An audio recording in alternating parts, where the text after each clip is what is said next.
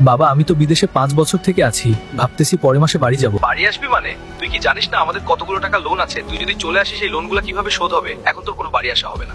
বাবা প্রতি মাসে তো অনেক টাকা পাঠাই, তারপর এখনো লোন শোধ হয় না। না হয়নি। আচ্ছা বাবা ঠিক আছে, তাহলে আর যাব না। কিরে ম্যানেজারের কাছে শুনলাম তুই নাকি পরের মাসে বাসায় যাবি? আর বাসায় যাওয়া প্রতি মাসে 3 লাখ করে টাকা পাঠাই, তারপরেও বলে এখনো নাকি লোন শোধ হয়নি। আচ্ছা তোর বাবাকে ফোন দে, ফোনে বলবো তুই আর বেঁচে নেই। তারপর দেখি তোর বাবা তোকে বেশি ভালোবাসে না টাকাকে। অ্যাঙ্কেল আপনার ছেলে তো আর বেঁচে নেই। উপরে কাজ করার সময় একটা দুর্ঘটনার কারণে সে মারা যায়। এখন কোম্পানি থেকে বলতেছে 5 লাখ টাকার ক্ষতিপূরণ দিবে, আর লাশ আপনাদের টাকায় নিয়ে যাইতে হবে। বাবা তুমি টাকাটা পাঠাই দেওয়ার ব্যবস্থা করে দাও, আর লাশ আমাদের লাগবে না, তোমার লাশ ওইখানে কবর দিও।